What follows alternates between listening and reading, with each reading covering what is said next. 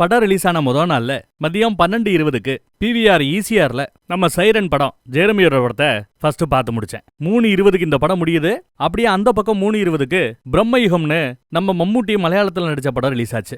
ஏன் ECR தேடி அவ்வளவு தூரம் போனோம்னா மலையாள படத்தை சப்டைட்டிலோட ரிலீஸ் பண்றதுல பக்கத்துல இருக்கிற ஆளுன்னு பார்த்தா ECR தான். எவ்வளவு பக்கம்? வீட்டுல இருந்து 32 கிலோமீட்டர் டிராவல் பண்ணி போய் அந்த படத்தையும் பார்த்துட்டு வந்தாச்சு. ரெண்டையும் பார்த்துட்டு வந்து இப்ப மறுபடியும் வீட்டுல வந்து உட்காந்து ரெக்கார்ட் பண்ண ஆரம்பிக்கிறதுக்கு இவ்வளவு நேரம் போதும் ஆயிப்போச்சுங்க. இவ்வளவு அலைஞ்சு ஒருத்தா இந்த 2 படத்தையும் பார்த்துருக்கிறோமா?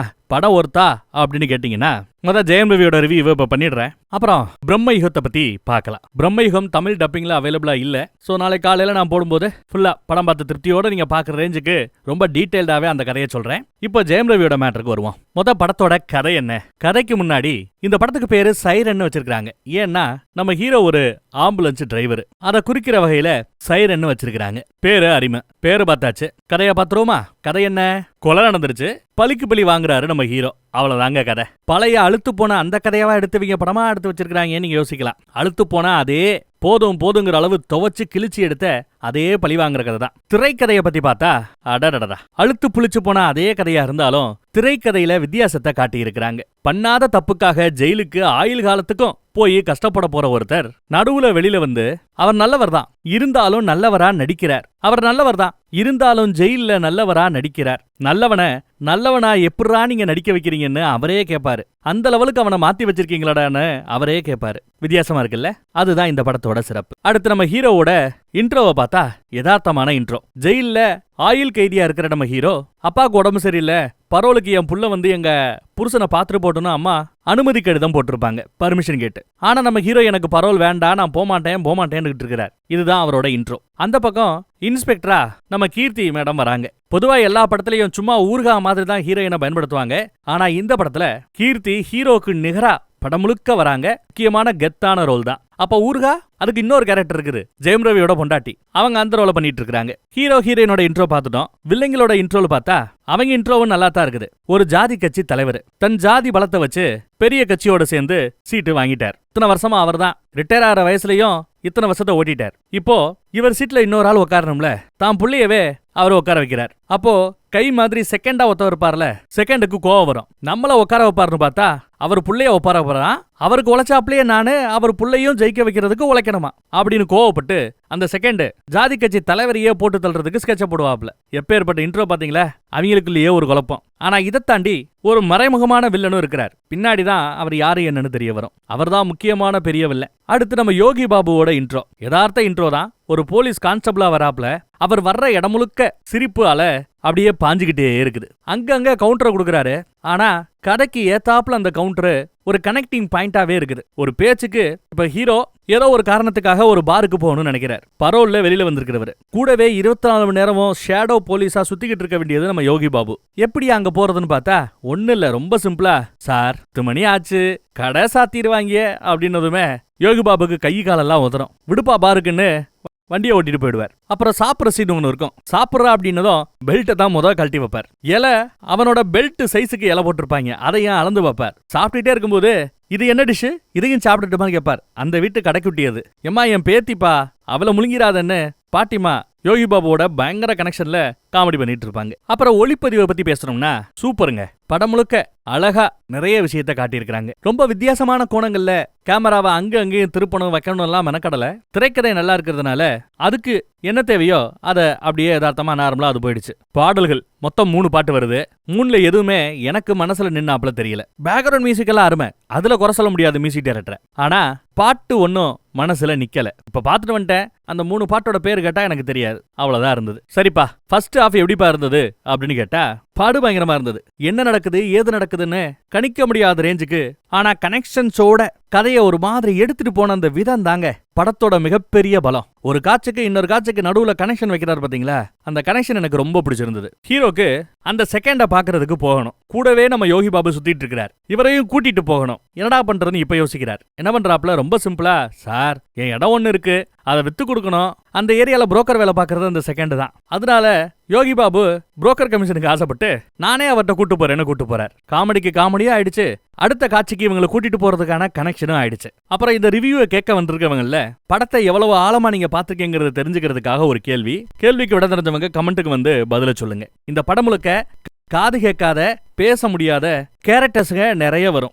1 இல்ல 2 இல்ல நிறைய கேரக்டர்ஸ் வரும். அவங்களோட கவுண்ட் எவ்வளவு தெரிஞ்சவங்க கமெண்ட்ல போடுங்க. காது கேட்காத பேசாத கேரக்டர்கள் மொத்தம் எத்தனை இந்த படத்துல வருதுன்னு. எனக்கு தெரிஞ்ச ஒரு படத்துல இந்த தன்மையோட இவ்வளவு ஆட்களை வச்சிருக்கிற ஒரு படம்னா இந்த ஒரு படம் தான் சொல்லலாம். வெயில்ல வந்து நம்ம ஹீரோ 10 நாளைக்கு தான் வந்திருப்பாரு. அடுத்த 10 நாள் முடிஞ்சதும் மறுபடியும் உள்ள போகணும். அப்படி உள்ள போறதுக்குள்ள எப்படி எல்லாம் பழி வாங்குறார். இவன் தான் வர்றான், இவன் தான் பழி வாங்க போறாங்கிறத போலீஸ் கடைசி கட்டத்துல தான் கண்டுபிடிப்பாங்க. கடைசி கொலையை பண்ணும்போது இவன் தான் பண்ண போறான்றது அவங்களுக்கு தெரியும். கொலை செய்யப்பட இருக்கிறவருக்கும் பாதுகாப்பு கொடுப்பாங்க. கொலை செய்ய போற இவனையும் சுத்தி போலீஸ் இருக்கும். ஆனா அதையும் மீறி இவர் போய் பழி வாங்கினாரா அப்படிங்கிறது கதை. அதுக்கு முந்தின பழிவாங்கலுக்காக சில கொலைகள் நடக்கும். அந்த கொலைகள் எல்லாம் யாரு பண்ணா அப்படிங்கறத நல்ல அழகா திரைக்கதையை வச்சு குழப்பி விட்டுருக்காங்க. ஜெயம் ரவி பண்றாரா, இல்ல நம்ம இன்சு கேரக்டர் பண்ணுதா, இல்ல 3வது மனுஷ ஒருத்தன் பண்றானா, இல்ல அந்த செகண்ட் பண்றாப்லையா, இப்படின்னு ஏகப்பட்ட குளறுபடிகள். அவர்களோட கொலைகளும் கொஞ்சம் வித்தியாசமா இருக்கும். கதையில எவ்வளவு மெனக்கெட்டு கதையை எடுத்துட்டு போயிருக்காங்கிறதுக்கு ஒரு சின்ன எடுத்துக்காட்டு சொல்றேன். ஒரு பாயிண்ட இன்ஸ்பெக்டர் ரொம்ப பிடிக்கும். ஜெயம் ரவி பரோல்ல வந்ததுக்கு பிறகுதான் இந்த கொலைகள் எல்லாம் நடக்குது. இந்த பர்டிகுலர் ஸ்டைல்ல நடக்குது. சோ அவன் தான் கொலைகாரனா இருக்கும். பரோலை கேன்சல் பண்ணுங்கன்னு இன்ஸ்பெக்டர் வந்து நிக்கும். அதுக்கு நம்ம ஹீரோவோட வக்கீல் என்ன சொல்லுவாரு, இல்ல சார் இவர் பரோல்ல வந்தது 10ஆம் தேதினா 9ஆம் தேதியே அதே பேட்டர்ன்ல ஒரு கொலை நடந்திருக்குது. இந்தம்மா சொல்றது நிஜமா இருந்தா அப்போ பரோலுக்கு இவர் வெளியில வர்றதுக்கு முந்தின நாள் ஜெயிலுக்குள்ள இருந்த இந்த மனுஷன் எப்படி கொலை பண்ணிருக்க முடியும்? இப்படி பாயிண்டா கேட்டு பரோலை கேன்சல் பண்ண ஜட்ஜையா இருக்கும்போது அதெல்லாம் முடியாது, கேன்சல் பண்ண மாட்டேன் அப்படின்னு சொல்லிட்டு கிளம்பிடுவாரு ஜட்ஜையா. அது எப்படியா ஒரு நாளைக்கு முன்னாடி கொலை நடந்தது, அதுவும் ஹீரோ பண்ணக்கூடிய அதே பேட்டர்ன்ல எப்படி கொலை நடக்குது? இவன் நல்லவன், ஆம்புலன்ஸ் ஓட்டுறவன், பல பேரோட உயிரை காப்பாத்துறவன். அப்படி இருக்கிறவன் ஏன் உயிரை எடுக்க துணிகிறான்? அந்த லெவலுக்கு அவனோட குடும்பத்துல எப்பேற்பட்ட கொடூரம் நடந்தது? நடத்தினது யார்? நடத்தின விதம் எப்படி? அதுக்கு பழிக்கு பழி வாங்குறதுக்காக இவன் என்ன மாதிரி எல்லாம் யுத்திய கை பண்றான், கையில் எடுக்கிறான். 10 நாள்ல முடிக்கணும். கொலை பண்ணாலும் மாட்டிக்காம கொலை பண்ணணும். இப்படி இவ்வளவு சவால்களையும் கையில வச்சுக்கிட்டு அதுக்கு ஏத்தாப்ல எல்லா சவாலையும் மீறி இவன் போறான்னா இத்தனை வருஷம் இவனோட பிளான். ஜெயில இருக்கும் போதே அவன் பண்ண பிளான். ஜெயில அவன் இருந்த அந்த 14 வருஷம் மித்த கைதிகள் மித்த கொலைகாரங்களோட அவன் இருந்தப்போ அவன் கத்துக்கிட்ட அனுபவம், அவங்க சொல்லி கொடுத்த விதம், இது எல்லாத்தையும் வச்சுதான் நல்லவனா நடிச்சு செய்ய வேண்டியதை செஞ்சிருப்பான். அதே மாதிரி படம் முழுக்க வரக்கூடிய டயலாக்ஸ் எல்லாம் அருமையா இருக்குங்க. நல்ல நல்ல டயலாக்ஸ் இருந்தது. ஒரு பேச்சுக்கு அரசியல்வாதி கிட்ட நம்ம யோகி பாபு பேசும்போது நிலத்தை முடிச்சு கொடுக்கணும்னு விசாரிப்பார். இப்பெல்லாம் எவ்வளவு கஷ்டமா இருக்கு தெரியுமான்னு அரசியல்வாதி சொல்லுவார். ஆமா, எங்க நிலத்தை விடுறீங்க, எங்க நிலத்தை விற்க விடுறீங்க, நிலம் இருக்குன்னு தெரிஞ்சாலே ஓடியாந்து சுட்டிட்டு போயிருங்கன்னு அரசியல்வாதிகளை அவங்க பண்ற தவறுகளை சுட்டி காட்டி இருக்கிறாப்ல. அப்பா ஜெயில இருக்கிறாரு, அப்பா கொலகாரங்கிறத மறைச்சு பேச்சு போட்டியில எங்க அப்பாவை அப்படிப்பட்டவர் இப்படிப்பட்டவர் வெளிநாட்டுல வேலை பார்க்கறாரு, அவரை பார்க்கணும்னா என் கண்ணுல நீங்க பார்க்கலாம், என் கற்பனையில என் கனவுகள்ல நீங்க பார்க்கலாம், அப்படி இப்படின்னு பேசி பேச்சு போட்டியில ஜெயிச்சிருப்பா பொண்ணு. ஆனா அப்பனை கண்டா அந்த பொண்ணுக்கு சுத்தமா பிடிக்காது. ஆனாலும் தம் பொண்ணு தன்னை வெறுக்கிறத எந்த அப்பனால சகிச்சுட்டு இருக்க முடியும்? இந்த அப்பன் சகிச்சுக்கிட்டு இருப்பான். காரணம் என்னன்னு கேட்டா, பிடிச்ச அப்பாவா இருந்தா ஐயோ அப்பா ஜெயில கிடந்து கஷ்டப்படுறாரு, ஆயுள் முழுக்க ஜெயில இருக்க போறாருன்னு நினைச்சுக்கிட்டு பொண்ணு வெளியில கஷ்டப்படும். அப்பாவை வெறுக்கிற பொண்ணா இருந்தா கவலை இல்லாம வெளியில வாழும். என் பொண்ணு வெளியில நிம்மதியா வாழ்ந்தா போதும்ன்றாரு பாத்தீங்களா? அந்த மனசு தாங்க அப்ப மனசு. கிளைமேக்ஸ்ல வரக்கூடிய ட்விஸ்ட் அருமை, மிக அருமை. கூஸ்பம் மொமெண்ட் அப்படின்னு பார்த்தா எங்கேயும் எனக்கு புல்லரிக்கல. இன்னும் கொஞ்சம் அப்படி பூஸ்ட் பண்ணி மேல ஏத்திருந்தாங்கன்னா புல்லரிச்சிருக்கும். அதை நெருங்கிறதுக்குள்ள அப்படியே அடுத்த காட்சிக்கு மூவ் ஆயிடுது. அதனால அந்த கூஸ் பம்ப் மொமெண்ட்டை நான் எங்கேயும் ஃபீல் பண்ணல. ஒரு கால் உங்கள யாராவது ஃபீல் பண்ணிருந்தீங்கன்னா எந்த காட்சியில ஃபீல் பண்ணீங்கிறத கமெண்ட்ல சொல்லுங்க. பிடித்த கமெண்ட் பின் செய்யப்படும். அழுகாட்சி எங்கேயாவது வந்ததா? கண்ணீர் விட்டு அழுதனா? எங்கேயும் அழுக வரல. 1-2 இடத்துல டைரக்டர் நம்மள அழுக வச்சிருந்தா இன்னும் மனசுல ஆழ பதிஞ்சிருக்கும். அதை கொஞ்சம் மிஸ் பண்ணிட்டாப்ல. அப்புறம் தகரத்தை வச்சு டர டர டர டரன்னு தேய்ச்சி விட்டாலே இருக்கிறவங்களோட சவ்வு கிழிஞ்சு அவங்க செத்துருவாங்கன்னு சொல்ற கான்செப்டை கொஞ்சம் ஏத்துக்கிறாப்ல இல்ல. ஹைட்ரஜன் சயனைடை பயன்படுத்தி எல்லாம் கொலை பண்ண முடியும்னு சயின்டிபிக்கான பேட்டர்ன் எல்லாம் பயன்படுத்தி இருக்கிறாங்க. அதை அக்செப்ட் பண்ணிக்கலாம். ஜாதியை வச்சுதான், ஜாதியில வரக்கூடிய பிரச்சனையை வச்சுதான் கதையோட மூலமே நகரும். ஆனா இந்த காலத்துல எதை பத்தி எல்லாம் பேசிட்டு இருந்தா என்ன காலம்ப்பா, எந்த காலத்துலப்பா இருக்க அப்படின்னு நம்ம கேட்டுருவோம் சொல்லிவிட்டு தான் கரைய ஒரு 20 வருஷத்துக்கு முன்னாடி கொண்டு போறாங்க. அப்பெல்லாம் ஜாதி வெறி எல்லாம் பயங்கர பீக்கில் இருந்தது இல்ல. நினைச்சு பாருங்க, கதையில ஒரு கான்செப்ட் வருது. டாக்டரும் லவ் பண்றாங்க, வேற வேற ஜாதிக்காரங்க. இப்ப இந்த காலத்துல 2 டாக்டருங்க, பொண்ணு மாப்பிள்ள வேற வேற ஜாதியா இருந்தாலும் லவ் பண்றாங்கன்னு தெரிஞ்சா இப்பெல்லாம் எந்த ஜாதிக்காரங்களா இருந்தாலும் அதை எதுக்குறது இல்ல.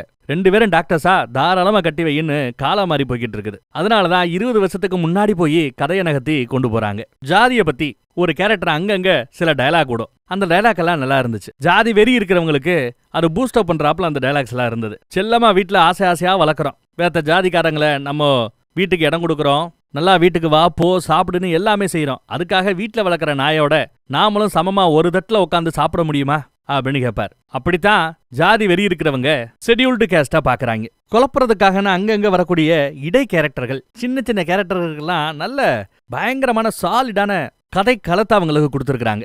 ஏதோ ஒட்டிக்கிட்டு வருது 2 காமெடி பண்ணிட்டு போயிடுன்னு பார்த்தா அப்படி இல்லாம கிளைமேக்ஸ் வரைக்கும் அந்த கதைகளால நடந்த குழப்பங்கள் அதை பின்னாடி தெரிஞ்சுக்கும் போது ஓ அப்படி ஆச்சா இப்படி ஆச்சான்னு போறதுக்கு நல்லா இருக்கு. கிளைமேக்ஸும் அருமையா இருந்தது, திருப்தியா இருந்தது. படம் திருப்திங்க, போய் பாருங்க, பிடிக்கும் உங்களுக்கும். அப்புறம் பிவிஆர்ல ஒரு பெரிய குண்டை தூக்கி போட்டானுங்க. இந்த வெள்ளி சனி ஞாயிறுல 550 ரூபாய்க்கு அந்த பெரிய லார்ஜ் பாப்கார்ன் வாங்கினோம்னா எத்தனை தடவை வேணாலும் ரீஃபில் வாங்கிக்கலாம். அடுத்த 4 மணி நேரத்துக்குன்னு ஒரு ஆஃபரை ஒரு 2 மாசத்துக்கு முன்னாடி கேள்விப்பட்டேன். அதுல இருந்து பிவிஆர் பக்கம் தான் ஓடிக்கிட்டு இருந்தேன். அதுலயும் அவன் மெக்சிகன் சீஸ் மசாலா ஒன்னு கொடுப்பான் பாப்கார்ன் மேல போடுறதுக்கு. ஆஹா ஆஹா ஆஹா, பாப்கார்னை விட அந்த மசாலா தான் அவ்வளவு டேஸ்ட். அதுவும் அன்லிமிட்டடா வெளியில வச்சிருப்பான். நம்ம வேண்டிய அளவு உள்ள கொட்டிக்கலாம். வெளியில 50 ரூபாய்க்கு விற்கிற பாப்கார்னை இவன் 500 ரூபாய்க்கு விற்கிறானே அப்படிங்கிற அந்த கோவத்தை கூட அந்த மசாலா நம்மள மறக்கடிக்க செஞ்சிடும். ரீஃபில் வேற கொடுக்குறானா, கொடுத்த காசுக்கு சாப்பிட்டுலாமியா அப்படின்னு நல்லா திருப்தியா காலேஜ் பசங்க எல்லாம் கூட்டமா வந்து சாப்பிட்டுட்டு இருந்தாங்க. ஃபேமிலியோட வந்து சாப்பிட்டுட்டு இருந்தாங்க. இப்ப என்னடான்னு பார்த்தா திடீர்னு இனிமே அன்லிமிட்டடா கிடையாது, மூக்குப்பிடி டப்பால போட்டு கொடுக்குறாப்ல ஒரு பேப்பர்ல மூக்குப்பிடி சைஸுக்கு நான் உங்களுக்கு மசாலாவை கொட்டி கொடுப்போங்கிறாங்க. டேய் என்னடா அது, அன்லிமிட்டட் ஆஃபர் உண்டா, எத்தனை தடவை வேணாலும் ரீஃபில் வாங்கிக்கலாமா. ஆனா மொதல் ரீஃபில்ல மட்டும்தான் அந்த பொடி டப்பாவை பாமேனு கொடுக்குறாங்க. செகண்ட் ரீஃபிலுக்கு போனா அதுவும் கிடையாதான், அதை தனியா வாங்கணுமா. அந்த பொடி டப்பா ரேட்டு 20 ரூபாவா. பழைய ஸ்டைல நாம மணக்க போட்டு சாப்பிடறதா இருந்தா பொடி மட்டும் நாம 150 ரூபாய்க்கு வாங்கணும். இதுல வேற பிளேவர்ஸ் இருக்கு, சில்லி, மெக்சிகன் சீஸ், அப்புறம் ஆனியனை வச்சு ஏதோ ஒண்ணுன்ட்டு. இதெல்லாம் கியூல நின்னு இந்த பிளேவர்ல இந்த பொடி கொடுமா, அந்த பிளேவர்ல அந்த பொடி கொடுமா, அதுல ஒண்ணு கொடுமா, இதுல கொடுமான்னு கேட்கறதுக்குள்ள கியூல பின்னாடி இருக்கிறவங்களுக்கெல்லாம் கோவம் பொத்துக்கிட்டு வந்தாலும் ஆச்சரியப்படுறதுக்கு இல்ல. அங்கேயே பார்த்து சொல்லிட்டு வந்துட்டேன், இப்படி எல்லாம் பண்ணிக்கிட்டு இருந்தீங்கன்னா ஒரு பய பிவிஆர் பக்கம் வரமாட்டான். பழையபடி மாத்துங்க. எந்த அறிவாளி இந்த பொடியில கம்பெனிக்காக சம்பாதிச்சு கொடுக்கறோம் சிக்கனம் பண்ணணும்னு நினைச்சான்னு தெரியல. இது அவங்களுக்கு மிகப்பெரிய பேக் ஃபயர் ஆகும். ஏற்கனவே அவங்க மேல ஃப்ரண்ட்ல இருக்கிற அந்த 2 சீட்டு நிறைய காசு போட்டு வாங்க முடியாது, 10 ரூபா டிக்கெட் 60 ரூபா டிக்கெட்னு ஃப்ரண்ட்ல இருக்க அந்த 2 ரோவை விட்டு வச்சிருப்பாங்க. அந்த சீட்டை எப்போ போனாலும் பிளாக் பண்ணி வச்சிருக்காங்க, உள்ள விட மாட்டேங்கிறாங்க. சும்மா எம்டியா கிடக்கும், ஆனாலும் அந்த டிக்கெட்டை கொடுக்க மாட்டாங்க. இந்த மேட்டர் இப்ப அங்கங்க புகைய ஆரம்பிச்சிருச்சு. நிறைய பேர் சோசியல் மீடியால போய் கமெண்ட் பண்ணிட்டு இருக்காங்க, ஏன் நீங்க அதை ஓபன் பண்ணி விட மாட்டேங்கிறீங்கன்ட்டு. கூடவே சேர்ந்து இந்த பாப்கார்ன் மேட்டரும் பத்தி எரியட்டும். இந்த அனுபவம் உங்கள யாராவது இருந்ததுன்னா, பிவிஆர் ஃபேன்ஸ் யாரா இருந்தீங்கன்னா கமெண்ட்ல கொஞ்சம் சொல்லுங்க. உங்க ஆதங்கத்தை என்ன மாதிரியே கொட்டி தீருங்க. நம்ம என்ன பண்ண முடியும், கொட்டி தீக்க தான் முடியும். வேற ஒரு நல்ல திரை விமர்சனத்துல மறுபடியும் சந்திக்கிறேன். தேங்க்யூ.